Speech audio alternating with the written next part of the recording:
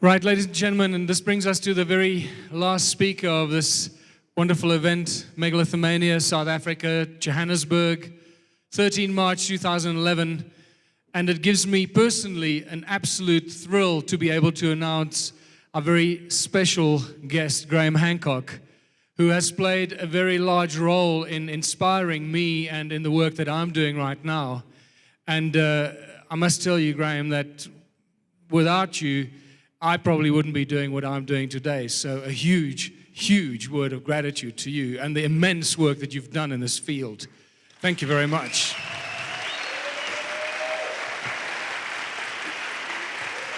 There's no doubt that Graham's persistent work and research, and I trust his wife Santha has been there as a supporting pillar of strength all the time as these things go. And the photographer, I've been told too. And you've seen the spectacular photographs. So the amount of dedication and information that Graham has been able to share with the world is absolutely staggering. And tonight, the presentation title itself is just so absolutely intriguing and provocative. Elves, Angels, Aliens, and Ayahuasca. Need I say more? Ladies and gentlemen, Graham Hancock.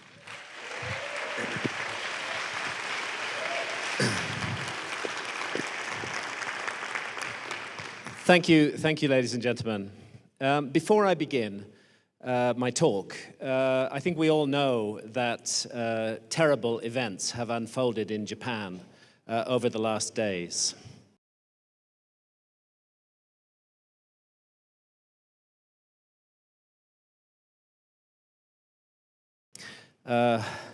Terrible events, and as each hour passes, it becomes clear how awful this disaster is. Upwards of 10,000 have died, if not more. The Earth's axis has been shifted several inches out of line as a result of this earthquake. Nuclear power plants are melting down, and so many human lives have been lost. So I would like to begin with 1 minute of silence as we put ourselves in spirit with the Japanese people and wish them for the best.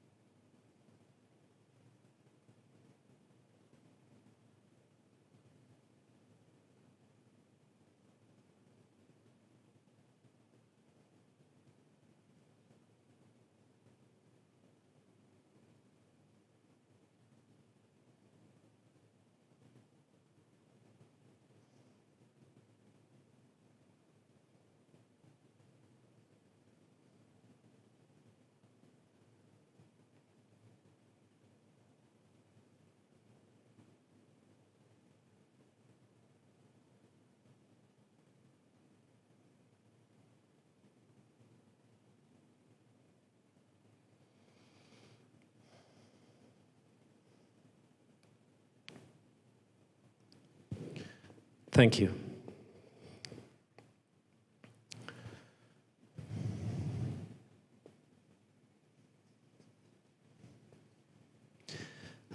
If I've had any role as a researcher and as a writer, it's been to push the envelope, to stand on the edge of things and look at things from a perspective that is not mainstream. I've been running against the current for a very long time, and that is expressed in the body of work that I've put before the public concerning the possibility of a great forgotten episode in human history. I like to think that the same perspective, bringing a non-mainstream but reasoned-out view of mysteries also enlightens what I'm going to talk about tonight. Many have found my change of direction in my work disturbing, particularly since the new work does touch profoundly on altered states of consciousness. And altered states of consciousness are a taboo subject in our society, which many people are very, very unwilling to think about and discuss, but they're central to what I'm going to talk about tonight. And I'm going to be talking about ayahuasca, the vine of the soul, which is used by shamans in the Amazon to enter the spirit world and communicate with entities in that realm. During and after the research for my book, my last non-fiction book, Supernatural, I was given a series of visions by ayahuasca in a series of 5 sessions with ayahuasca in Brazil, where I was given a story, and I was told to go away and write that story. And that story is my first novel, Entangled, which concerns, very briefly, 2 young women, one living 24,000 years ago in the past. Her name is Ria. And another living today in modern Los Angeles. Her name is Leonie. And they are brought together by supernatural forces to do battle with a demon who travels through time and who seeks to divert humanity from our inherent goodness and turn us towards evil. So it's a book about the battle of good against evil, and it's a book about time travel. They believe in the Amazon that when your spirit leaves your body, you are free to move through all dimensions and through time itself. And the possibility has recently been raised within quantum physics that time may not be an arrow, that it may be a series of spirals and loops that interconnect with one another. That it may even be possible for us to change the past, just as we can change and choose the future.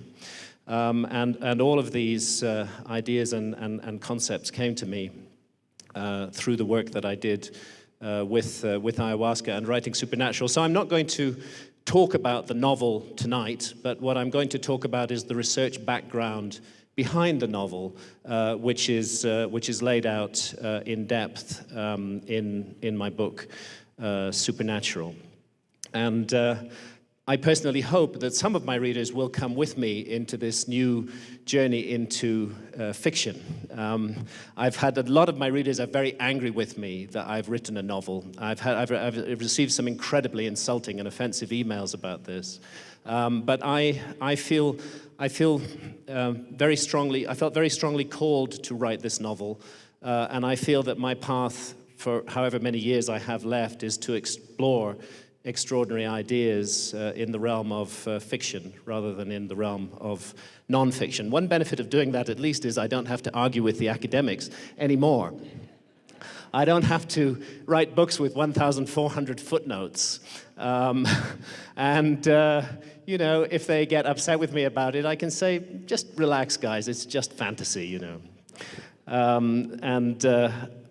It's allowed me to return to a place of freedom in my writing that I was really last in when I wrote Fingerprints of the Gods. After that, I felt my work became more and more defensive because of the academic attacks, and it's nice to be free again. These creatures that we're looking at here, well, this one, of course, they're very common in popular culture today. This is Anthony Hopkins done up in makeup as the Wolfman. Of course, Batman here. Creatures that are part animal and part human in form. The technical term for these creatures is Theanthropes, from the Greek therion, which means wild beast, and anthropos, which means man. Here's a Japanese snake woman down here, of course, a mermaid, a bull man, a lion man. Very familiar images in popular culture today. But let's just see how far back in the human story such images go. I think everybody's familiar with the story of Theseus and the Minotaur from ancient Greece. The Minotaur is a therianthrope. He's a human body and the head of a bull. And over here from Akkad, we see a creature with hind legs of a bull and the upper parts of a human being dated to 1800 BC. Of course, the deities of ancient Egypt are almost all Theanthropic in form, part animal, part human. Thoth, for example, is part bird and part human, an ibis-headed man. The guide of souls, Anubis, part jackal and part human. The great Sphinx, of course, is a therianthrope, whether he's a dog and a man or a lion and a man. Robert and I can disagree on such matters, but the fact is it's still a therianthropic image. Here we see from one of the tombs of the nobles on the west bank of Luxor, the deceased confronting her own soul, and the soul is depicted as a human-headed bird with the same features as the deceased. In fact, such imagery is incredibly ancient. The very oldest piece of art to have come down to us from anywhere in the world, at least that is accepted by mainstream scholars, is this one. And this is from Fumani Cave in Italy, and it has the hind legs and body of a human being, but the head of some kind of bull. That would have been an auroch in that period, the ancestor of modern bovines. And here from Hollenstein Stadel Cave in Germany, carved out of mammoth ivory, this piece is about knee-high, we have a lion-headed man, also with the paws of a lion. Now we go to Chauvet Cave in France, which is 33,000 years old, and we see a bison man with the head and shoulders of a bison and the hind legs of a human being. And in fact, very similar images continue to appear in the painted caves for thousands of years after Chauvet. They're found in a great many of the painted caves of southern Europe. Like this piece, for example, this is a redrawing of the original. The Sorcerer from Trois Frères in France combines the characteristics of a human being, of a horse, of a stag, of an owl, and of a wolf, an extraordinary hybrid animal. And needless to say, such things are not seen in everyday life. They're not part of natural observation. So I think we need to ask ourselves, since these are the oldest works of art known to mankind, and since they remain with us in human culture today, what was the original inspiration behind such ideas? Where did these ideas come from? And if we draw back from that image from Chauvet Cave, we can see there's more to the picture than I showed you. Here's the bison man, but he's straddling a large female human figure. But interestingly, that female human figure is headless. However, her right arm is captured by the artist in the moment of transformation into the head of a lion, like these lions down here. So let's not waste time by trying to argue that these are depictions of human beings dressed up in skins. That's not what's going on here.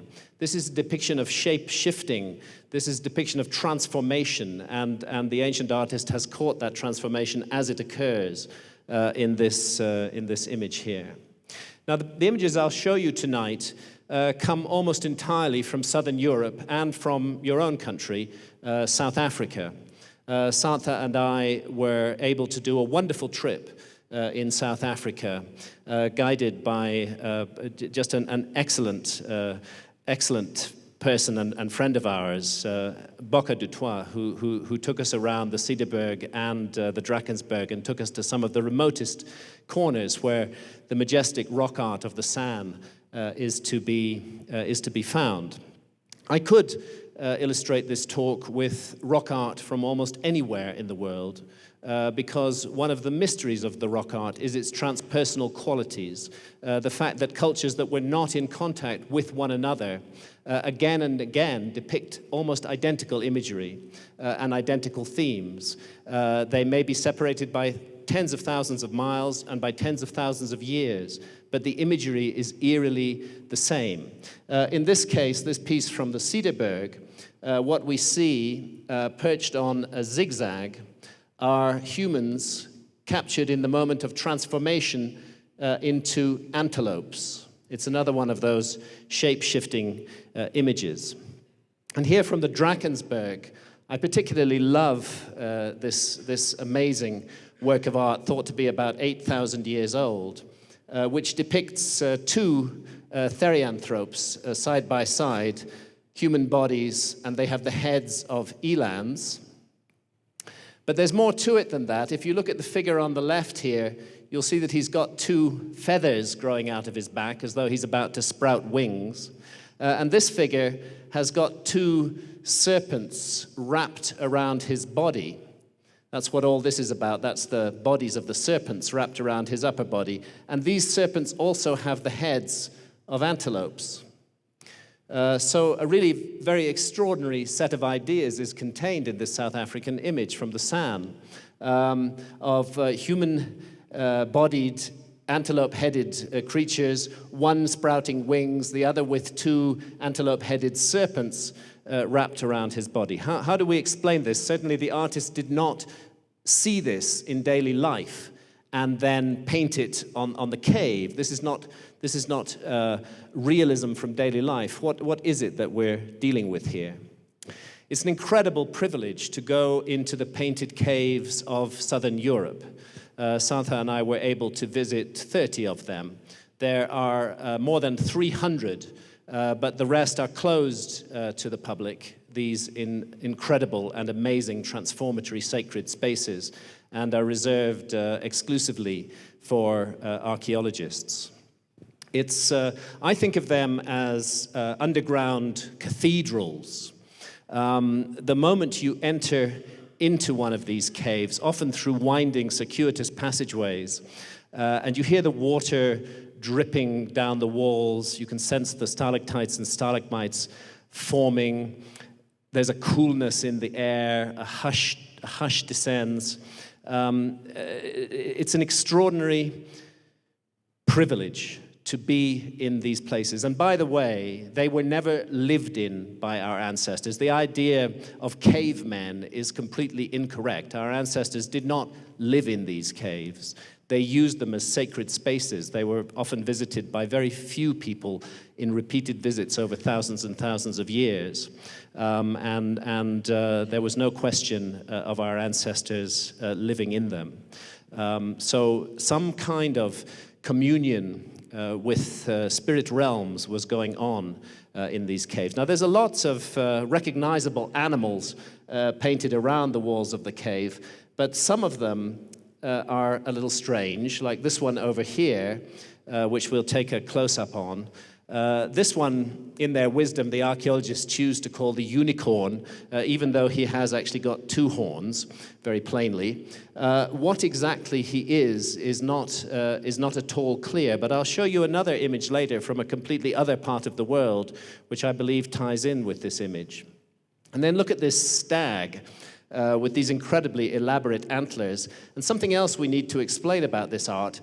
Down here, this geometrical pattern, this rectangle appears below the throat of the stag. And we can see, going quickly through a number of other pictures, that these sort of geometrical patterns, grids, squares, rectangles, straight lines, appear again and again in the rock art. So if we're going to explain the rock art, we need to explain all elements of it, including these geometrical patterns, like here, for example, this grid separating two ibexes from southern Europe, or here from the Cederberg, dancing women.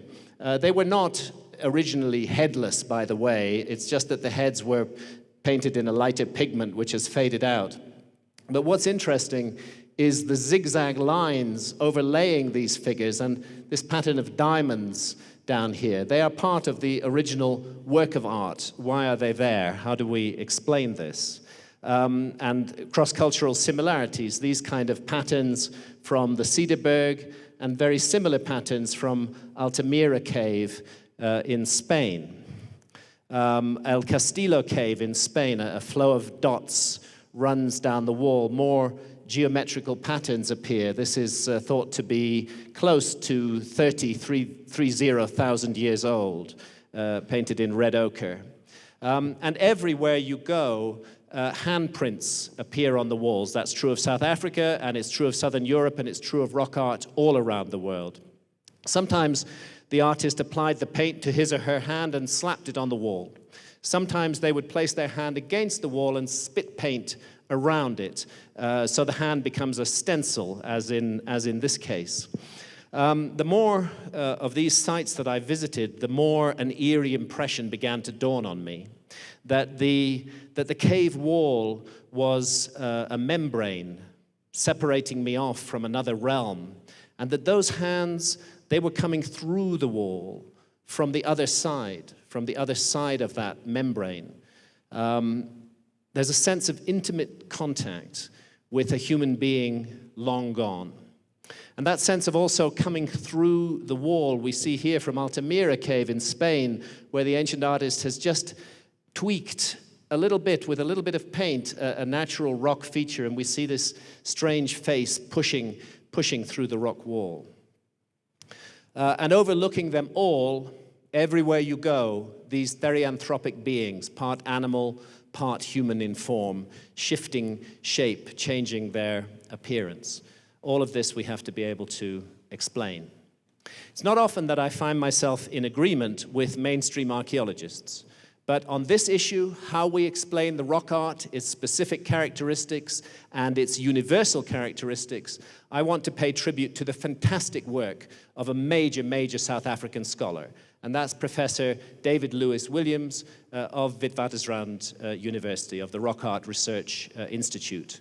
When David first proposed his neuropsychological theory of rock art, he was attacked by virtually every archaeologist on the planet. Archaeologists hate new ideas. They just can't bear them. But David's work is so incredibly well documented and thoroughly supported and researched with enormous dedication and skill that gradually, over the last 20-plus years, he has won over all his colleagues, and his neuropsychological theory of rock art is now universally accepted. It's the mainstream theory of rock art. And to cut a long story short, I don't have time tonight to lay out the evidence. It is all in my book, Supernatural. That David is arguing that this is an art of visions. It's an art of altered states of consciousness. Specifically, it's an art of shamans. That shamans entering trance states experienced visions, which they then returned to a normal state of consciousness and depicted on the cave walls or rock shelters what they'd seen. This issue of visions really is the underlying factor that explains all of this rock art. Here are some of David's very important books, which I would highly recommend that you have a look at, particularly The Mind in the Cave, which is really a work of genius. And a lot of David's work, the scientific evidence for it, is drawn from scientific studies of altered states of consciousness that were done with modern volunteers. And very frequently using hallucinogenic drugs such as LSD, dimethyltryptamine, mescaline, psilocybin, and so on, although some other techniques such as bombardment with electromagnetic fields, sensory deprivation, and so on, even rhythmic drumming, will induce the necessary altered state of consciousness to have these experiences. And precisely what these experiences are, I'll try to come to a little later on. Now, the in-depth scientific studies of altered states of consciousness have come up with a broad schema of how the trance state unfolds. And typically, this is what happens. It's not every time exactly like this, but often it is. That in the early stages of trance, scintillating patterns, often geometrical patterns, are seen, and zigzag lines and starbursts and spirals and grids are seen. And then moving deeper into trance. These tend to be construed in certain forms. Then there's a sense of passing through a vortex and of emerging on the other side of the vortex into a seamlessly convincing parallel universe. And that parallel universe is frequently inhabited by intelligent entities who the volunteers reported communicated with them telepathically. This was from a mescaline study in the 1960s. And as you can see, as well as the zigzag lines and the dots, the volunteer drew a man in a modern business suit, but with the head of a fox. This is what he had seen, and it's obvious that it's very, very similar in concept to those images of Theanthropes from the painted caves tens of thousands of years ago. Again, with the scientific studies, it's been possible to draw up a chart, actually, of the patterns that everybody sees and reports in these altered states of consciousness. And these patterns are called entoptic phenomena. And these are the most common patterns that volunteers all over the world drew again and again. David's work is strengthened with reference to the San of South Africa and the Koso of the California Great Basin. Although the San are now an extinct culture, of course, their relatives, the Kalahari Bushmen, continue, but the San of South Africa are an extinct culture. Although they're an extinct culture, back in the late 1900s and early 20th century, their last survivors were approached by Western ethnographers and who asked them actually specifically, what is this rock art that you guys have been doing for thousands of years? And they told them very straightforwardly, it's the work of our shamans. They enter trance through the trance dance. They travel out of body into the spirit world, and they return and document what they've seen on the rock walls. And the same goes for the Koso in the California Great Basin. They reported that these patterns also were seen by their medicine men, their shamans, in a state of vision. So although we cannot actually go back and interview the artists of the Upper Paleolithic, the fact that those same universal images also appear in their art tell us, really beyond any shadow of a doubt, that that it is an art of altered states of consciousness and an art of shamans. And indeed, the essence of shamanism is altered states of consciousness. If somebody says they're a shaman and they remain in the normal, alert, problem-solving state of consciousness that we use for daily life, I would say that that person is not a shaman. I would say they may be many wonderful things, but they're not a shaman. Shamanism, the definition of shamanism, involves always altered states of consciousness. And in these states, in these trance states, shamans report encounters with entities, which they usually construe as spirits, which sometimes take human form, sometimes appear as part animal, part human, or animal in form. And the shamans themselves report transforming into animals as they enter the spirit world or into Theanthropes. This English word, this word that we now use, shaman, is borrowed from a particular culture, and that's the Tungus Mongol. When ethnographers first started to travel amongst them, they noticed that they had ritual functionaries who went into trance states and communicated with what they construed to be spirits and came back with healing remedies for members of their tribes. And as Western ethnographers continued to travel around the world, they found that very, very many cultures around the world, particularly tribal and hunter-gatherer cultures, had similar ritual functionaries. So that Tungus Mongol word, saman, meaning one who knows, was transposed to these other cultures. Of course, they called their shamans by different names, but what they were doing was exactly the same thing. Now, Weston Labare put his finger on the issue with the Tungus Mongol shamans and how they get into altered states of consciousness. They eat, he said, narcotic mushrooms, and in their hallucinations visit the world of the spirits, where they get answers to questions posed to them. Actually, the Amanita muscaria, the fly agaric, is by no means a narcotic. It's misdescribed as a narcotic. It's a powerful psychedelic, a hallucinogenic mushroom. And it isn't an accident that the fly agaric colors are the same as those of Father Christmas. Because hidden in the Father Christmas story is an ancient shamanistic body of experience. I have to say something a little bit disgusting here, but the Amanita muscaria mushroom as a changer of consciousness is not efficient when consumed directly.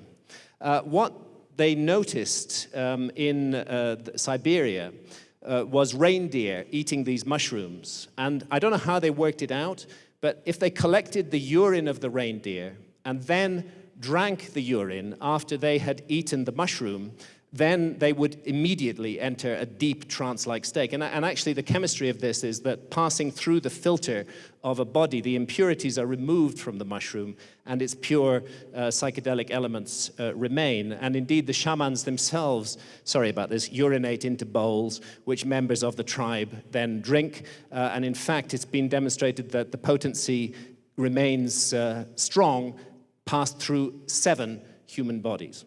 Now, back to those reindeer and the reindeer consuming the mushrooms and the shamans drinking their urine. Very, very frequently when the shamans leave their bodies, they experience themselves flying through the sky on supernatural reindeer.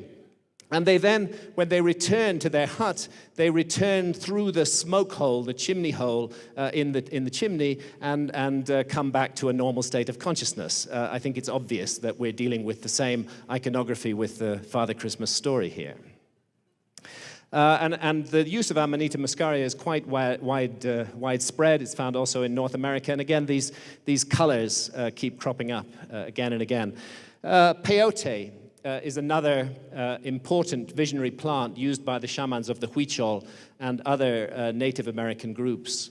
Datura, used by the Zuni for vision quests, a powerful and sometimes extremely dangerous hallucinogen. It's not only visionary plants.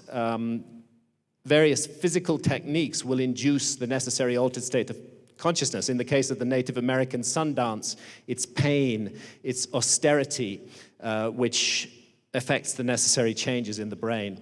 And amongst the Kalahari Bushmen, who also do not use drugs, it is a dance, the trance dance, which I'm sure many in this room are familiar with, where the shamans of the Kalahari Bushmen will dance for hours, 12, 24 hours around a fire, becoming intensely dehydrated until at a certain point they sense their spirits leaving their body and rising up into the heavens, where they communicate with the spirits and come back with information that is valuable to their tribe.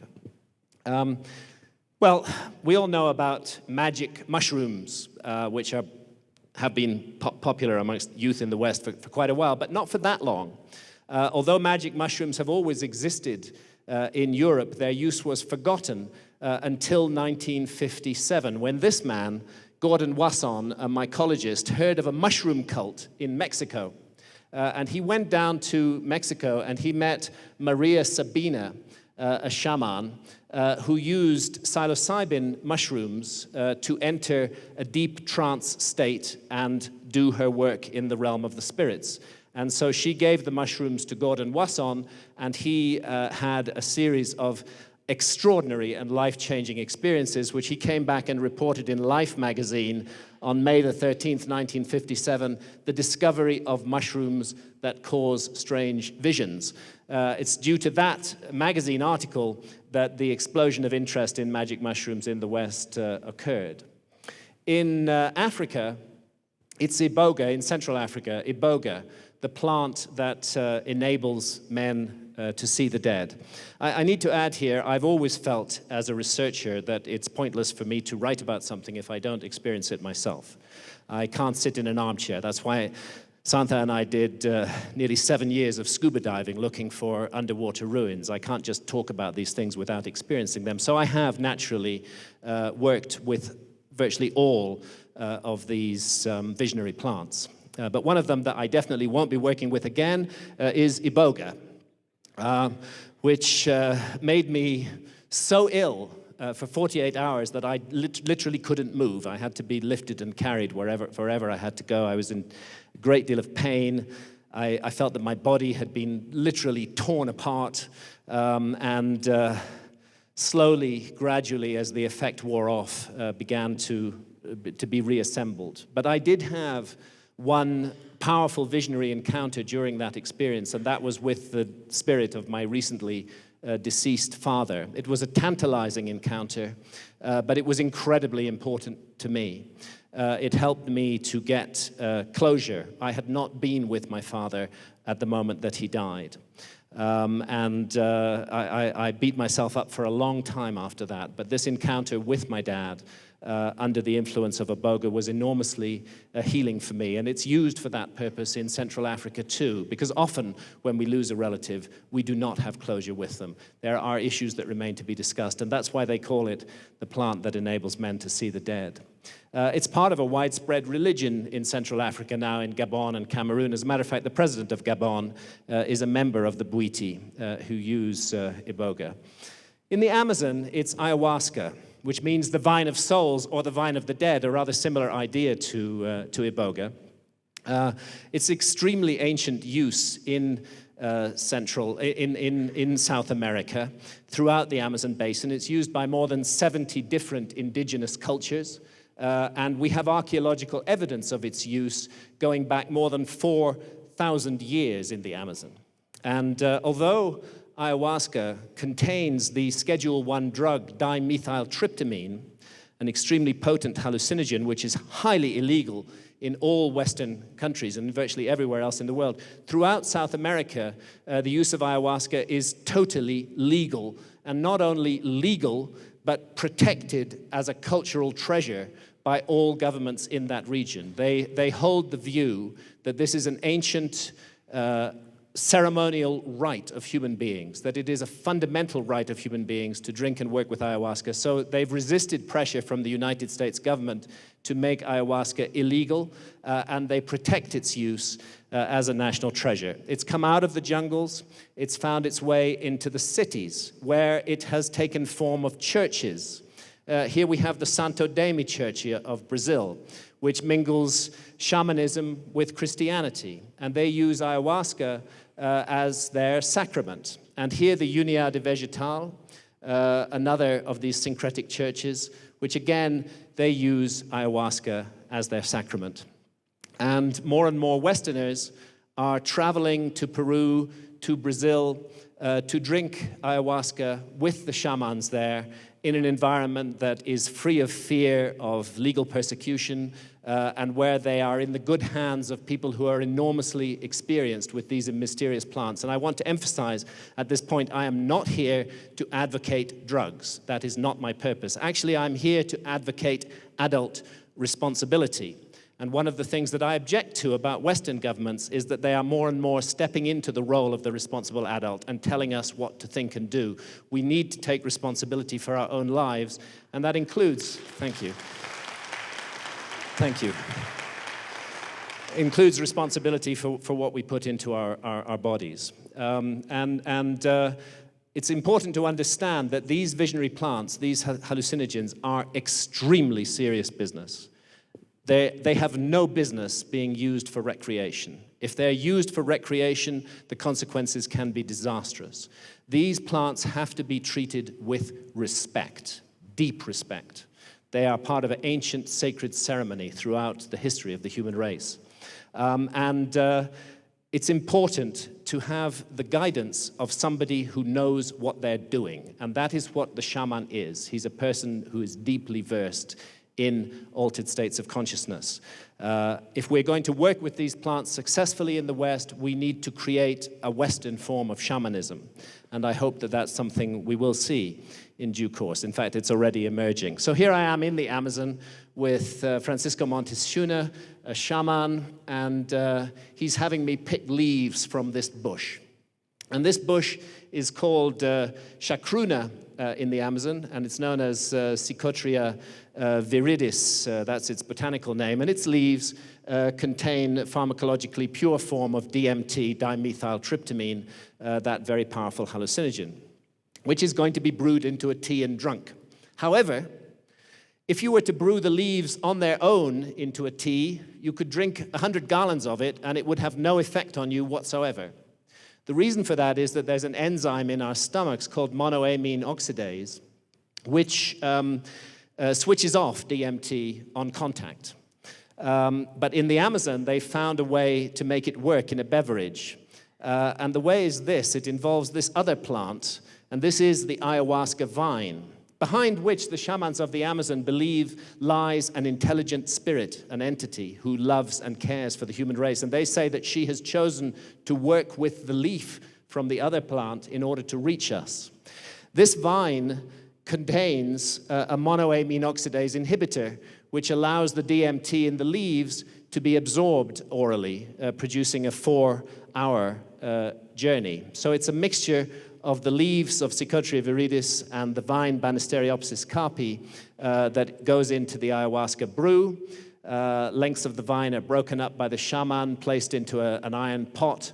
300 leaves of Psychotria viridis are placed on top, more lengths of the vine on top of that, boil it down for hours and hours, pour off the residue, usually into plastic bottles these days, and finally you're left with about 1 liter of this dark and sinister-looking brew. This is the ayahuasca brew. I'm sure some in this room have drunk ayahuasca. They'll probably agree with me that it is amongst the worst tastes on the planet.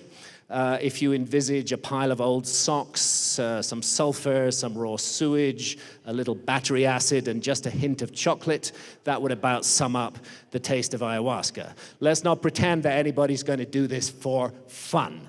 This is not recreation. It is a shudderingly awful taste. You have to brace yourself to swallow it. And then you have to accept the next thing. It's not called the purge in the Amazon without good reason. It is a powerful purgative. You will have diarrhea, you will have vomiting, and all of this will unfold in a fairly public setting, sitting in a circle in the jungle, for example. First time I had to go jump behind a tree, I was very embarrassed, you know. I mean, we're very inhibited in Britain. That was the first lesson that the ayahuasca vine taught me, is that our bodies are actually the least important part of ourselves, and what is the most important part of ourselves is our consciousness. And what is happening at the level of consciousness with ayahuasca is truly extraordinary. It's truly extraordinary. Martina Hoffman is an American artist living in Boulder, Colorado, who works a lot with ayahuasca, and she's depicting here an experience with the ayahuasca vine. The ayahuasca vine is, as I mentioned, is an entity, an intelligence, a spirit, who sometimes appears as a human woman, sometimes as a jaguar, very often as a serpent. And Martina is depicting the only possible attitude that one may take towards Mother Ayahuasca, which is an attitude of complete surrender, and let her work with you, which is what she does. And very often she will cause you, I speak of her as a she, because Mother Ayahuasca is a female entity. She will work with you. She will show you episodes from your life where you've been hurtful or damaging to other people. She will give you the opportunity to fix that behavior. I found myself again and again in floods of tears during ayahuasca sessions as I've seen the pain that I've caused to others, sometimes inadvertently or thoughtlessly. And it takes years to overcome a lifetime of bad habits, but I am working on overcoming my many, many bad habits. I haven't yet got nearly there, but I feel that it's an important part of my life's work is to make myself into a better human being, and ayahuasca has taught me that. The other thing that happens with ayahuasca is these encounters with non-physical intelligences and the sense of entering into an enchanted realm. And here is the work of Pablo Amaringo, a great Amazonian shaman who unfortunately passed away last year. And for those who have not drunk ayahuasca, his artwork really sums up beautifully the ayahuasca experience, this sense of a vibrant, sentient, organic jungle realm will be experienced by drinkers of ayahuasca, whether they're in the middle of New York City or the middle of the Amazon itself. And with the animals gazing at one with this fixed, burning, intelligent gaze. Sometimes you might experience yourself lifted up into the sky and carried off into that enchanted realm. You may be provided with a vehicle, here birds in this painting of Pablo Amaringo's. Sometimes you may be carried below the ground into an underworld of spirits. Sometimes there's a sense of going underwater. We here see the shaman being drawn beneath the rivers of the Amazon by two mermaids. Of course, they're Theanthropes, and carried down to Encante, the enchanted city that everyone in the Amazon knows lies beneath the waters of that great river. You'll never find Encante by scuba diving. You're only going to find it by drinking ayahuasca. And there are astonishing universals in the experiences of people all around the world who've drunk ayahuasca, and the most universal of all is that everyone sees serpents during ayahuasca visions. And these serpents may be very small or very large. Sometimes they loom in front of you with their jaws open. What the shamans say is, do not fear. Throw yourself into that open mouth. You will not die in that realm. Don't hold back from the experience. But it's one thing to be told that, and believe me, it's another thing to do it when you're confronted by a 300-foot-long serpent. But there you go. Again, just more of those images. And another universal is the appearance of Theanthropes in ayahuasca. Here, feline bodies and human heads. And here again from Pablo's art, a crocodile-headed man, a bird-headed man. And from Martina Hoffman's art, this amazing Theanthropic image came from an ayahuasca session. If you want chapter and verse on this, Professor Benny Shannon is the professor of psychology at the Hebrew University in Jerusalem. He's one of the leading world experts on ayahuasca. He's drunk ayahuasca more than 400 times himself, which takes some stamina, believe me. And he's interviewed hundreds and hundreds of drinkers of ayahuasca all around the world, and he's compared and contrasted their experiences very, very, very usefully. And he's demonstrated astonishing universals that come up from people who've never compared notes. They all appear to be looking in to the same realms and meeting the same entities. And just on that theme of universals, here from South Africa, an extended human figure with a great serpent wrapped around it. Here, from one of Pablo's ayahuasca visions, a serpent wrapped around a human leg. Here, the panel of the spotted horses from Peshmerl in France. Here, a spotted bull, very similar kind of idea from the ayahuasca visions. That strange animal from Lascaux, almost identical animal, was drawn in 1958 by a Jivaro shaman from eastern Ecuador after an ayahuasca session. I'm not saying that they were drinking ayahuasca in Lascaux or here in South Africa, because ayahuasca is indigenous to South America and it never originally grew in any other part of the world. But I am suggesting that psychedelic mushrooms were used. In Europe, I believe it was psilocybe semilanciata and psilocybe hispanica, which were the main instruments of our Stone Age ancestors. And indeed, New Scientist magazine has just announced on the 6th of March 2011 the earliest evidence for mushroom use in Europe, where we see psilocybe hispanica on the walls of this painted cave. Whether it's psilocybes or ayahuasca or DMT in pure form, the experience is one of boundaries breaking down, of a connection to a wider universe, to a wider realm. And that's why I want to just show you the context now of this Theanthrope. Up here in Pablo Amaringo's painting, what do we see? A flying saucer. What's that doing there in an Amazonian shaman's painting from 1986? I asked Pablo about his flying saucers, and I said, what's all this about, Pablo? Why are you painting flying saucers? Have you been watching the X-Files? And he said, no, these are not about what you call extraterrestrials. He said, these are vehicles for entering and leaving the spirit world. That's what flying saucers are. And when a shaman talks about the spirit world, I feel he's not very far away from quantum physicists when they talk about parallel universes and parallel worlds.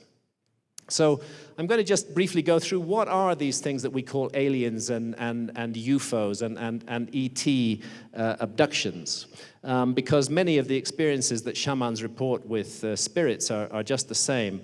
I'll leave that slide at the moment because I have to rush on.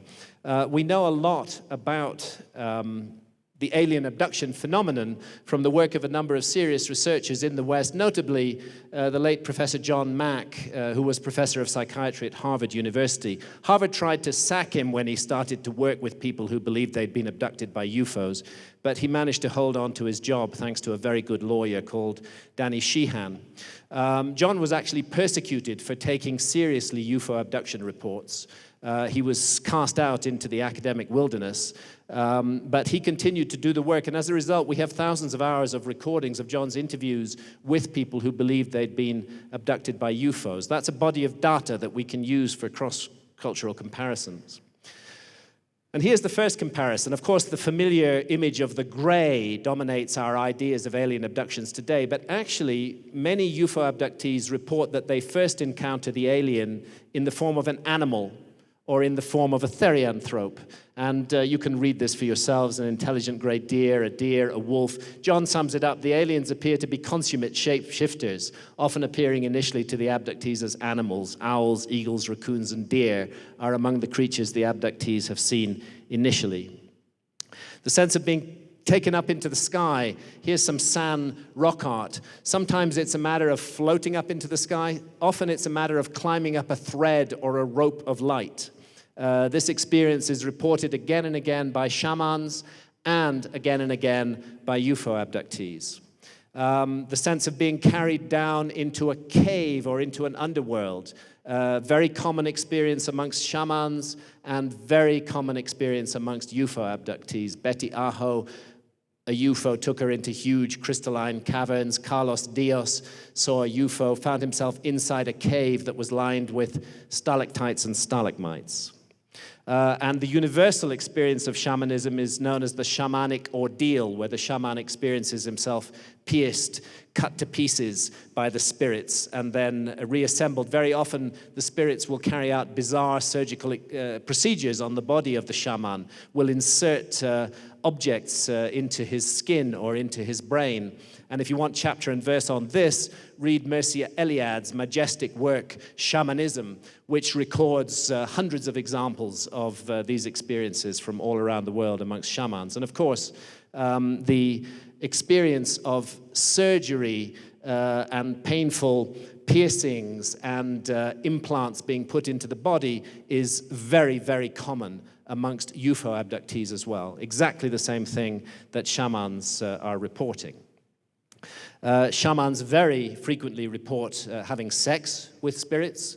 I do know a shaman in the Amazon whose wife has left him because of his activities with spirits in the spirit world. He's actually got kids over there who he repeatedly visits.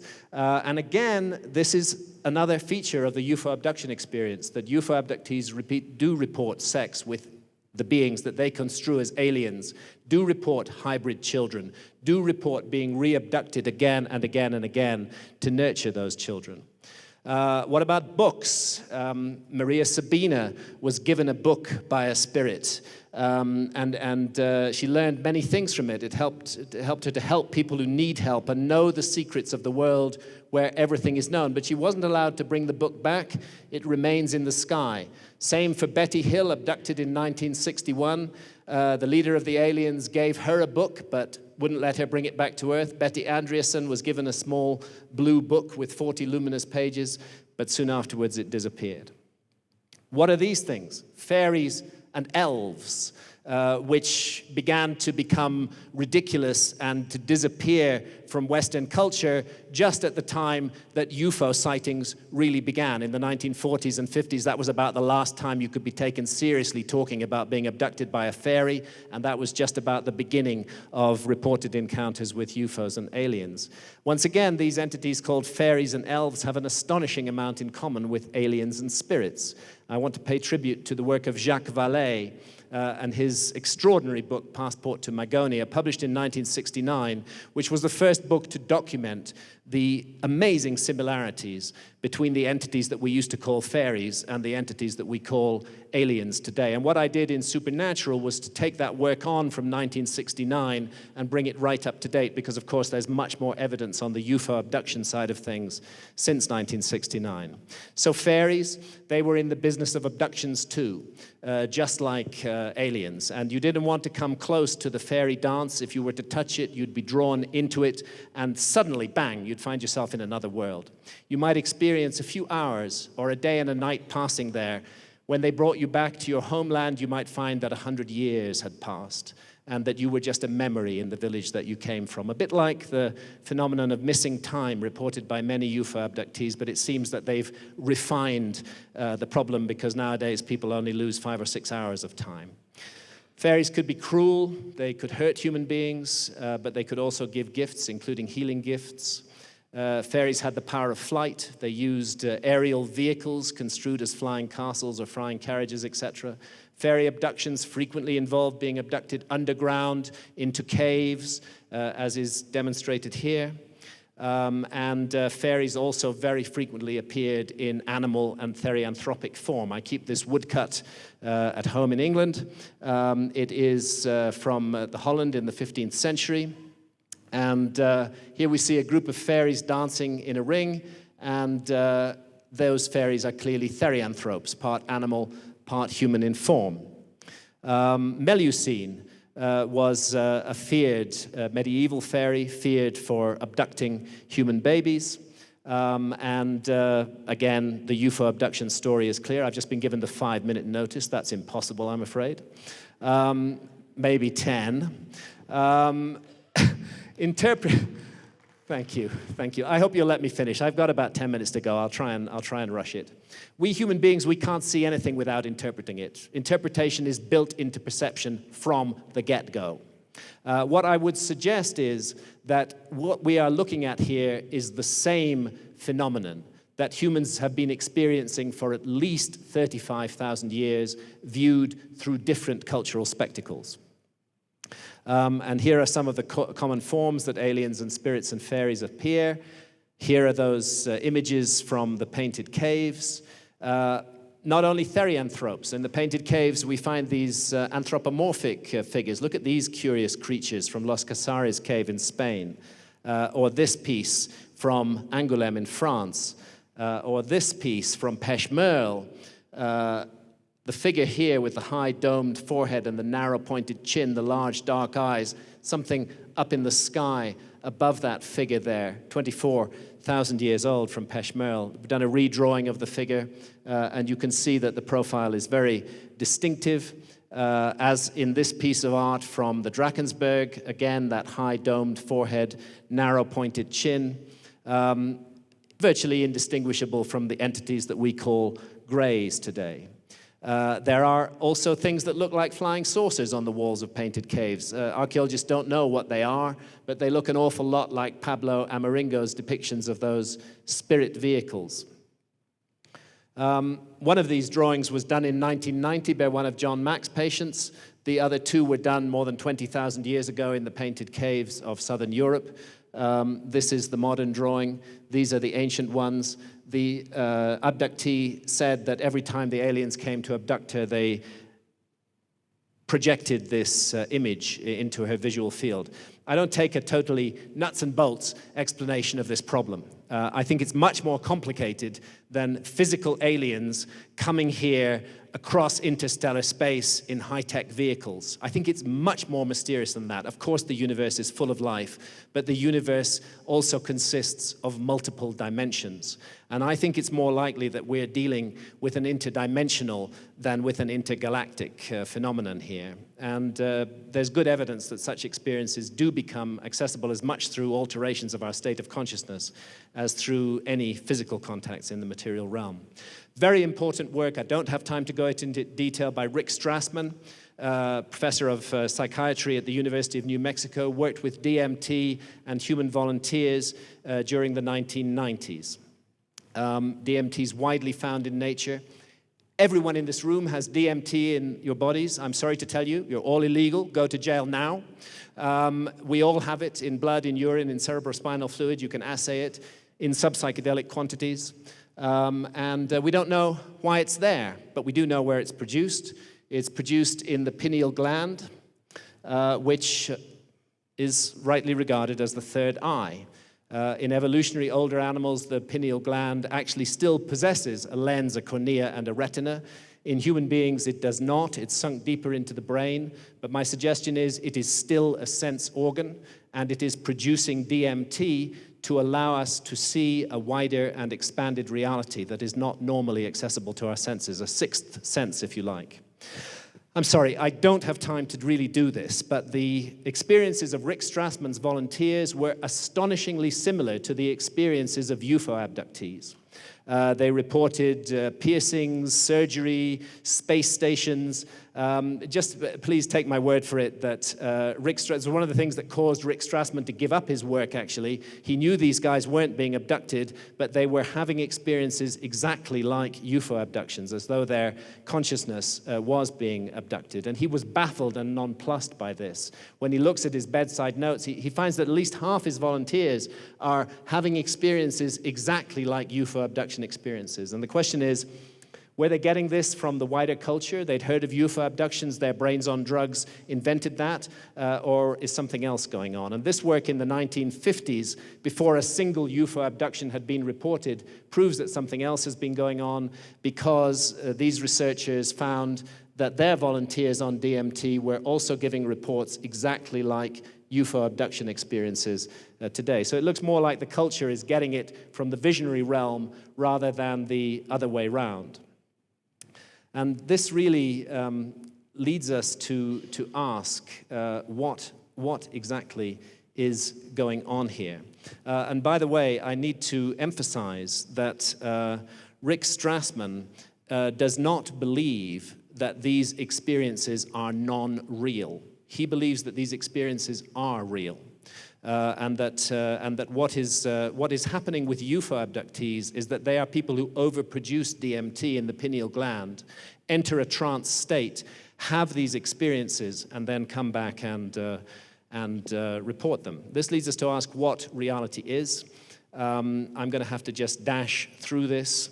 William Blake, if the doors of perception were cleansed, everything would appear as it is, infinite. Aldous Huxley saw the brain as a reducing valve, largely designed to cut out most of reality so that we would be able to function in the physical world. Albert Hofmann, the inventor of LSD, came up with a very useful notion that the brain may not be a generator of consciousness. It may be a receiver of consciousness. And in that case, altering the receiver wavelength of the brain would allow us to see more than we normally do. Rick Strassman uses the same analogy. He says that in everyday life, we're tuned in to channel normal, the physical world, but that there are all sorts of other channels broadcasting at us all the time. And if we alter the receiver wavelength of the brain, which is what he believes DMT does, then we can see into those other realities. He says that these words are usually invisible to us in our instruments, not accessible using our normal state of consciousness. However, just as likely as the theory that these worlds exist only in our minds is that they are, in reality, outside us and freestanding. If we simply change our brain's receiving abilities, we can comprehend and interact with them. Quite often, hallucinating subjects are wired up to MRI scanners. Certain areas of the brain light up. Mainstream scientists then say, oh, the experiences he's having, those are just a result of his brain activity. We can reduce the experience to the changed brain chemistry. There's nothing more to it than that. It's a ridiculous idea. If you want to look at here's an analogy. If you want to look at a very distant star, point your little home telescope at the sky.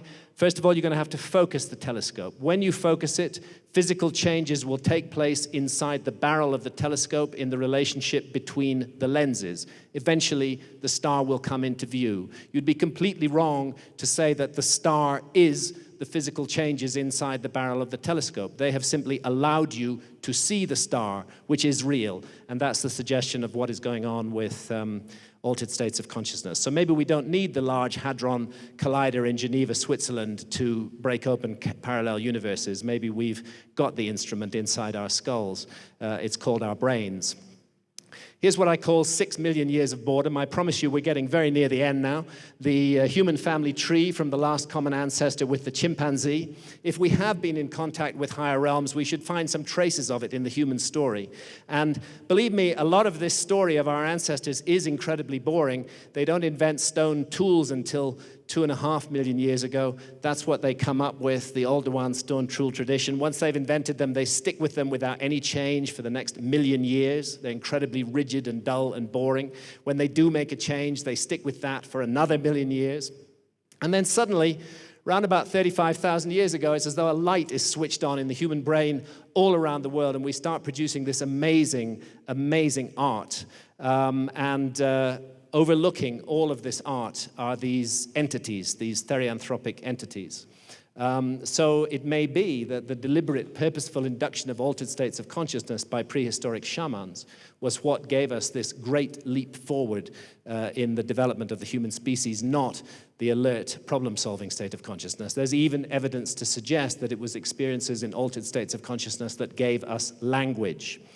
In the modern era, Francis Crick, the discoverer of the double helix, admitted privately before he died that he had been under the influence of LSD when he first saw the double helix shape, that his inspiration came not from the rational, alert, problem-solving state of consciousness, but from a deeply altered state of consciousness.